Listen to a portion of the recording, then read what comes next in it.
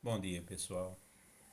Bom, hoje eu estou aqui para falar um pouquinho sobre um tema que é bastante relevante ainda, né, na atualidade, porque por mais que a gente imagine, né, que pensamentos como o fascismo, né, e o próprio nazismo sejam pensamentos incrivelmente difíceis de serem digeridos, não só pelo que ele representa filosoficamente, mas principalmente pelo que ele causou ao mundo, né?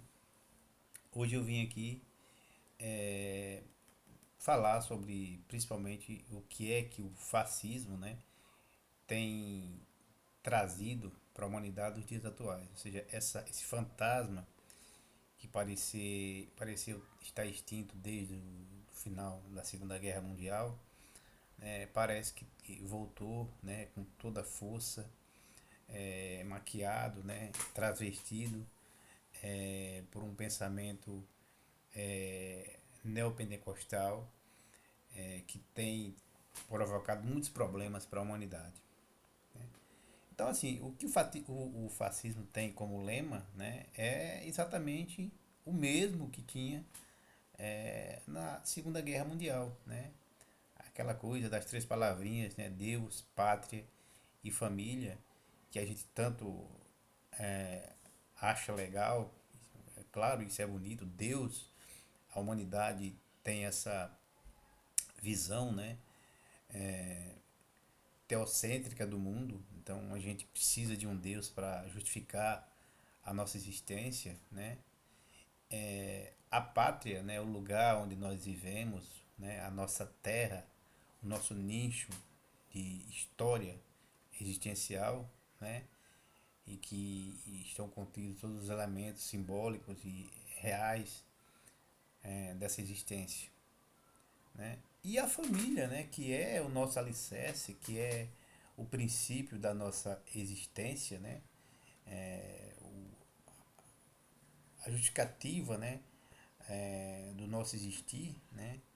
A família ela é o bem mais precioso, o que nós temos de mais importante. E isso de fato é real, é verdadeiro, né?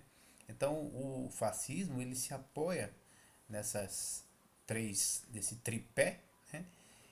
E faz com que as pessoas acreditem que de fato ele é isso tudo, né? Ele é a definição de um Deus, de uma pátria e de uma família. Esse era o slogan de Mussolini, né? Mussolini defendia essas três causas, a causa divina, a causa territorial, né? O nacionalismo, né? Acima de tudo, né? E a família, né? Defendia isso, entre aspas, com unhas e dentes, né? Era o legado de Mussolini, né? E dos seus assectas, né? E hoje a gente não vê diferença entre a causa do Mussolini do passado e dos novos Mussolinis da igreja, né? Dos ditos homens de Deus, né? Dos donos da verdade. Se você for analisar o comportamento dessas pessoas de maneira real, olhando para a realidade, né? Olhando para os seus atos, para as suas palavras, para aquilo que eles defendem, você vai perceber que é a mesma coisa, é o mesmo tipo de comportamento, o mesmo tipo de atitude dos fascistas do passado, né? Só que o que mudou, obviamente, né, exatamente por causa da não aceitação aberta do extermínio de pessoas, né, porque, claro, o fascismo, assim como o nazismo, defendiam abertamente o extermínio de raças, né, de etnias, de pessoas, né? Claro que hoje não se pode fazer mais isso, você não pode chegar e dizer temos que exterminar um povo porque o povo é isso, é aquilo, né? Porque representa desgraça para a humanidade, né? Então eles procuram justificativas para fazer tal coisa de maneira que as sociedades elas aceitem isso de uma forma um pouco menos dramática, não é? É o que está acontecendo, por exemplo, hoje na Palestina. Eu não vejo, e acho que a maioria de nós aqui não vê as pessoas reclamando, né, principalmente pessoas cristãs, ditas cristãs, né, até mais do que as judias, né, que pessoas, os judeus, de fato, eles têm resistência ao que está acontecendo lá em Gaza. Mas você não vê os cristãos é, colocando uma nota de repúdio, falando que Israel está errado, falando que aquelas pessoas que estão sendo mortas, crianças, mulheres, velhinhos inocentes, né, que estão sendo mortas, porque Israel está atacando aquele povo. Não. A justificativa é, não, estamos sendo mortos porque existe uma guerra e na guerra irão morrer inocentes. Essa é a menos dramática das justificativas que eles vão trazer para a gente, né? Então, esse é um aspecto que está presente no fascismo moderno, né? Você procurar justificar seus crimes, né, a partir de uma inferiorização daqueles que você destrói. Esse é o primeiro ponto, né, que a gente percebe no fascismo moderno, né? Então, como não é possível, né, fazer esse extermínio abertamente, a gente inferioriza, né? A gente defende a dominância, né, desse contexto social por grupos que precisam tomar o poder, que precisam tomar, né, as rédeas da situação. E a gente defende esses grupos como homens fortes, né, brancos, heterossexuais, né, dominadores. E esses homens fortes, brancos, heterossexuais e dominadores são os homens é, que têm poder, né, os cristãos, né, essa, essa elite, né, branca que domina o mundo, infelizmente. Então, essas pessoas precisam ser respeitadas, segundo eles, né? Então, o discurso é um discurso conservador, né, que, que vai tentar fazer com que grupos sejam inferiorizados, como por exemplo as mulheres, né, nesse nicho evangélico, cristão que foi construído, né, a mulher ela tem pouco espaço, né, ela tem que ser inferior ao homem, né, ela tem que é uma casta onde a mulher precisa saber qual é o seu papel dentro daquela sociedade. E o papel da mulher não é o papel que ela quiser, né? O papel da mulher é um papel, né, de submissão. Ela precisa saber, compreender e aceitar que ela é menor do que o homem, né? Então, qual é o papel dela então? É tomar conta da casa, é apoiar o homem naquilo que ele tem que fazer.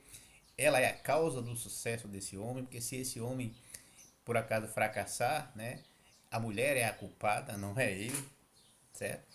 Então, esse pensamento conservador que coloca o homem muito mais no centro do que o próprio Deus, tornando a mulher um ser inferior, né, é um pensamento cristão, né?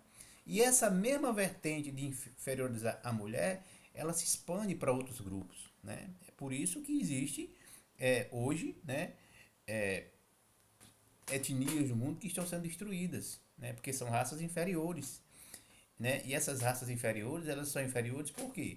Porque segundo eles são pagãs, são pessoas que não acreditam no Deus deles, né? São pessoas que vivem no pecado, são raças inferiores que não acenderam a luz do Evangelho, que não conhecem a Cristo. Então essas pessoas merecem ser destruídas, né? Elas não precisam justificar a destruição dessas pessoas, porque essas pessoas não são pessoas do bem. Então, essa é uma construção fascista, moderna, né, que se não elimina diretamente o oponente, né, se não faz com que o oponente, né, seja destruído de maneira física, né, na realidade, que seja destruído fisicamente, destrói moralmente, né? Então, veja o que aconteceu, por exemplo, aqui no Brasil nas eleições de 2018, né? A, a destruição de reputações em nome de um pensamento político. As pessoas não fazem mais política apresentando ideias, né, apresentando projetos para a sociedade. Isso é só um projeto, né? O projeto é: vamos defender a nossa causa. Aqueles que não se enquadram nessa causa, eles precisam ser exterminados ou de forma que você destrua a reputação daquele indivíduo, né, ou expulso do nicho daquela sociedade. Né? Então, infelizmente, nós estamos vivendo, né, esse momento difícil e isso está se expandindo de uma forma muito perigosa, porque já iniciaram-se destruições físicas de grupos étnicos, né? Pessoas estão sendo assassinadas, estão sendo violentadas no seu direito fundamental, que é o direito de existir, de viver, né? E o pior, né? Estão sendo exterminadas por um discurso de santidade. As pessoas, em nome da santidade, em nome do seu direito celestial, né? Da sua relação com o Cristo, se sentem no direito de matar quem eles acharem que deve morrer. Então, é isso que eu gostaria de falar hoje. É um discurso breve, mas é importante que a gente tenha essa compreensão desse contexto sociológico e político que está provocando uma crise mundial no nosso planeta. Né?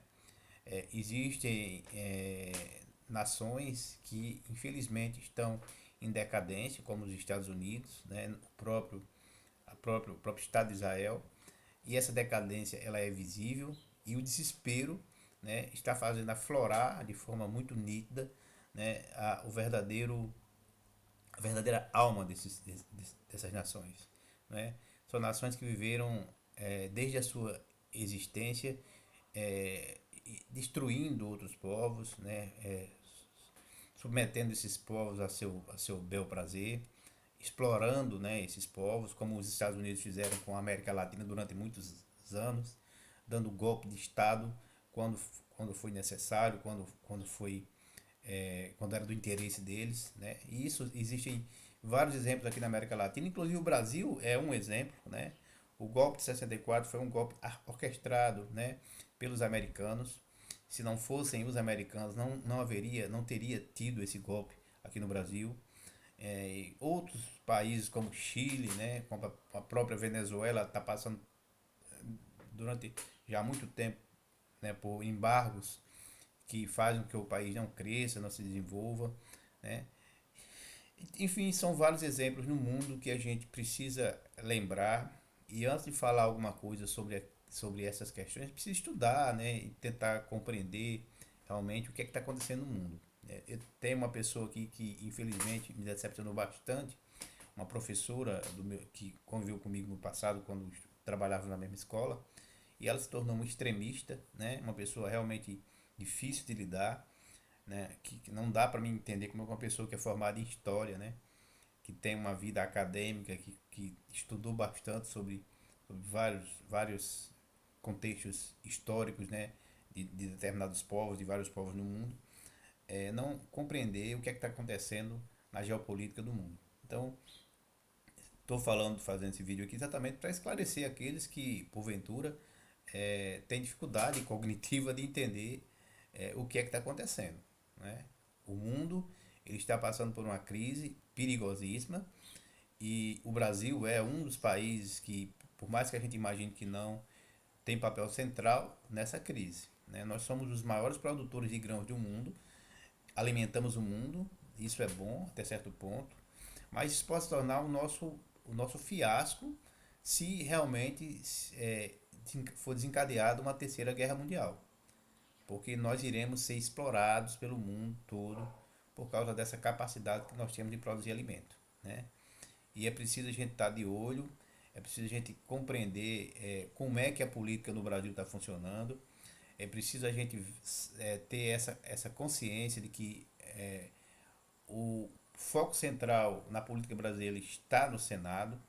Precisamos eleger senadores que estejam comprometidos com o país e não com causas extremistas. Né? E para que a gente faça isso é preciso estudo, leitura, compreensão do contexto, pelo menos do contexto local do que acontece no nosso país. Tá certo? Um abraço a todos e até mais.